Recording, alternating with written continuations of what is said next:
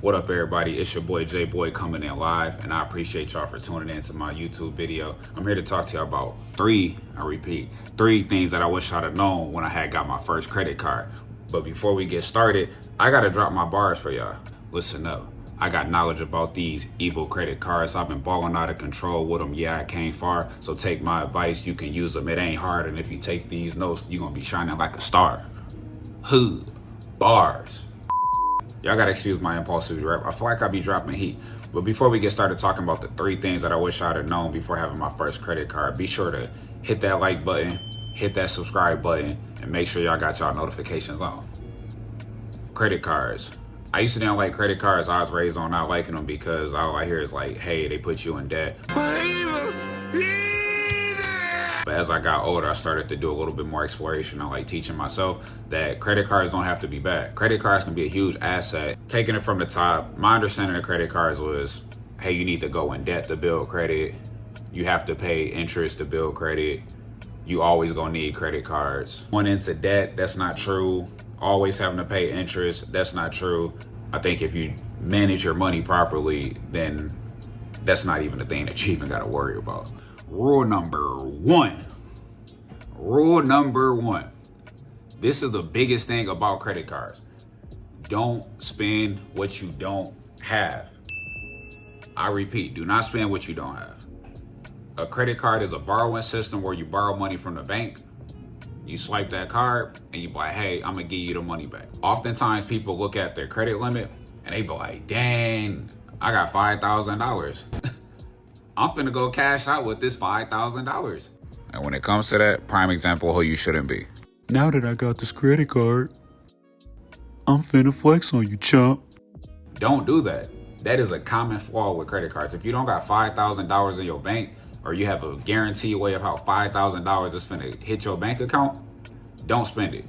Just don't. Especially if it's for like leisure, things like that, things that aren't important. Just don't spend the money. Why make your life harder? It's not worth it. The other aspects, you like, hey, I got an emergency. I need to pay for this. This is due. That is where credit cards can really come in handy at, because it's like an emergency fund, right? You like, hey, I'm going to get paid on this date because my job always pays me on this date, right? So you got like a game plan that's regimented, and then you know you're going to have the funds in order to pay back that credit card. Emergency cases, that's fine. Sometimes you might have to have some sort of debt because you like, hey, I have this big purchase that I need to pay for and I don't have the money, and it's something urgent, like, you know, maybe like a washer machine, your water heater breaks, those sorts of things where you can use your credit card. You be like, hey, I will go ahead and pay the interest rate. I need to be able to take a shower. I need to be able to wash my clothes. All of these things are very critical to me. And that's rule number one. You follow that rule, you'll be golden. Rule number two,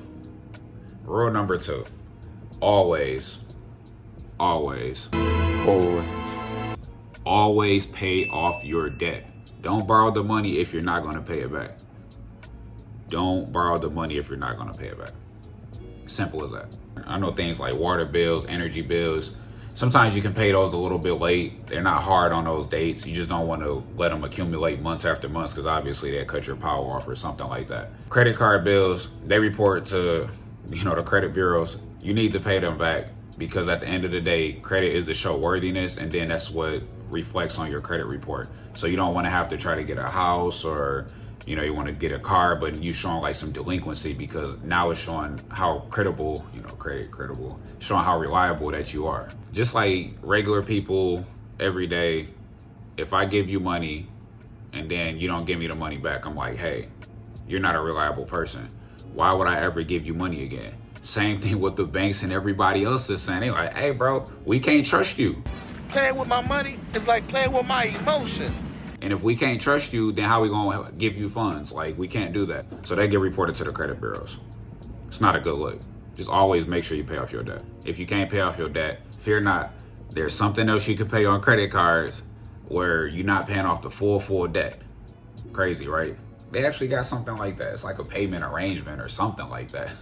So there's 4 terms that I want you guys to understand. 4 of them. So make sure y'all take note.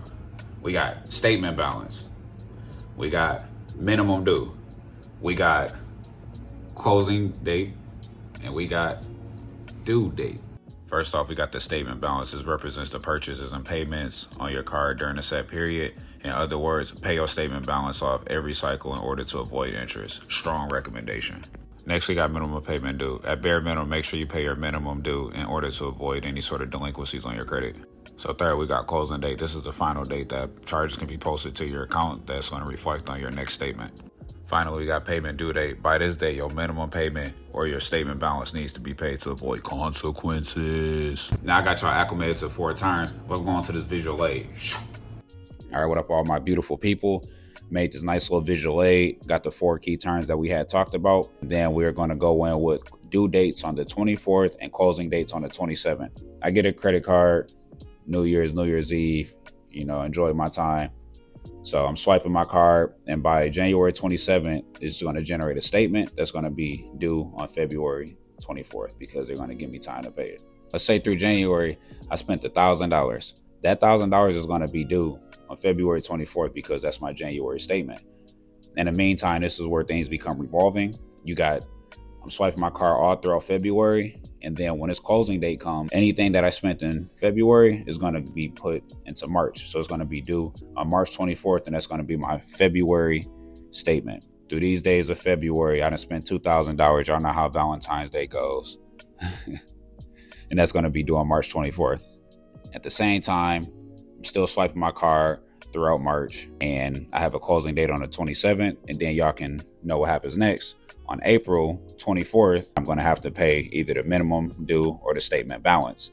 With that being said, this is a continual trend. It's going to keep going on and on and on. Unless you just don't swipe your card for a month, then things kind of come to a close. Generally, strong recommendation. What I prefer, pay the statement balance.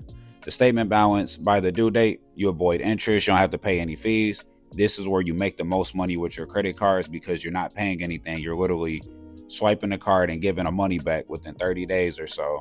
And you're not paying interest. You're not paying fees. This is the best case scenario. And this is what I always opt for.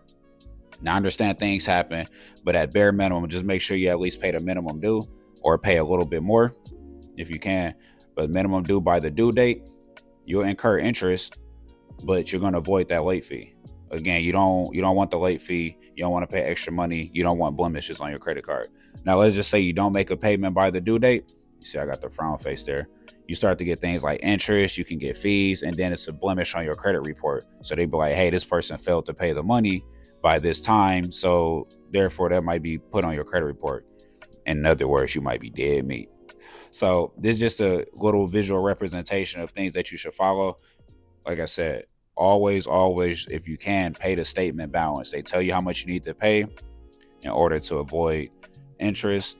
If you do have to pay the minimum, just try to pay more than the minimum due, because sometimes it might be $1,000 that might be owed, and they might say the minimum due is only going to be something like $25, but you might be able to pay more than that.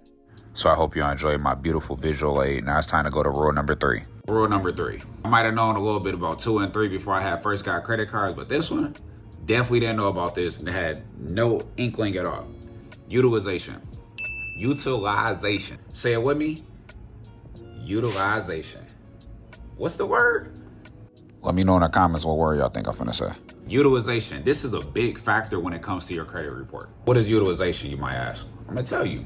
It's basically your total credit and how much of that percentage of that total credit are you using. For example, I'm gonna keep things simple. If I have one credit card, right, and this one credit card has $1,000 on it, so my total available credit is $1,000. If I swipe the card for $100, $100 is 10% of 1,000. So now I've used 10% of my credit utilization. Does that make sense?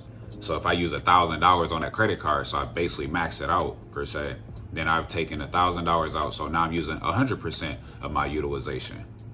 Like I said, never max out your credit card if it's not an emergency. Let's keep another example. So if I have 5 credit cards and each one of these 5 credit cards have $1,000 on them, I have $5,000 for total credit.